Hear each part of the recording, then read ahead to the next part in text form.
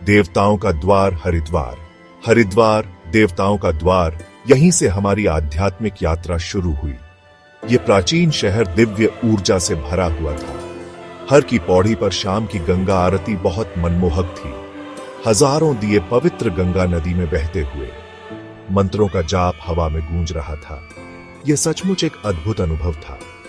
हरिद्वार में कई प्राचीन मंदिर भी हैं। बिल्व पर्वत के ऊपर मनसा देवी मंदिर शहर का विहंगम दृश्य प्रस्तुत करता है। हम रोपवे से मंदिर पहुंचे। यह एक सुखद सवारी थी। एक और महत्वपूर्ण मंदिर चंडी देवी मंदिर है, जो देवी चंडी को समर्पित है। हरिद्वार की आध्यात्मिक ऊर्जा साफ महसूस हो रही थी। इसने हमारी आगे की यात्रा का माहौल तैयार किया। हमें शांति और सुकून का एहसास हुआ। हम हिमालय में और गहराई तक जाने के लिए तैयार थे। योग की दुनिया की राजधानी ऋषिकेश। हमारा अगला पड़ाव ऋषिकेश था, जो दुनिया की योग राजधानी है। हिमालय की तलहटी में बसा यह शहर उस चहल पहल वाले हरिद्वार से बिल्कुल अलग था। हवा ज्यादा साफ थी, गंगा का बहाव और तेज था। एक शांति का एहसास था जो वाकई में मनमोहक था। हमने गंगा पर बने प्रतिष्ठित लक्ष्मण झूला को पार किया।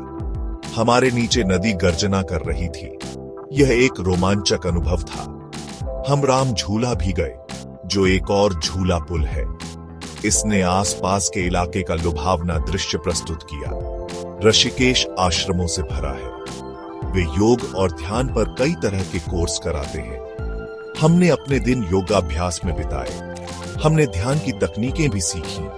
यह सचमुच एक तरोताजा करने वाला अनुभव था। 3 पवित्र नदियों का संगम रुद्रप्रयाग। हमारी यात्रा हमें हिमालय में आगे रुद्रप्रयाग तक ले गई। यह शहर 3 पवित्र नदियों अलकनंदा, मंदाकिनी और नंदाकिनी के संगम पर स्थित है। ऐसा माना जाता है कि भगवान विष्णु इस पवित्र स्थान पर ऋषि नारद के सामने प्रकट हुए थे। हम भगवान शिव को समर्पित रुद्रनाथ मंदिर गए। यह 5 केदारों में से एक है। मंदिर सादा लेकिन सुंदर था। इसमें एक शक्तिशाली आभा थी। जब हमने प्रार्थना की तो हमें भक्ति का अनुभव हुआ। रुद्रप्रयाग की यात्रा कठिन थी, लेकिन उस जगह के धार्मिक महत्व ने इसे सार्थक बना दिया। इतनी प्राकृतिक सुंदरता और धार्मिक महत्व के बीच होना एक विनम्र अनुभव था। केदारनाथ, हिमालय में आशीर्वाद की तलाश। आखिरकार हम अपने गंतव्य केदारनाथ पहुंच गए। गढ़वाल हिमालय में बसा यह पवित्र शहर केदारनाथ मंदिर का घर है।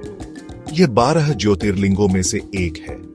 हम उस जगह की सुंदरता से दंग रह गए। मंदिर तक पहुंचने के लिए हमें 16 किलोमीटर पैदल चलना पड़ा। यात्रा चुनौतीपूर्ण थी, लेकिन लुभावने दृश्यों ने हमें आगे बढ़ाया।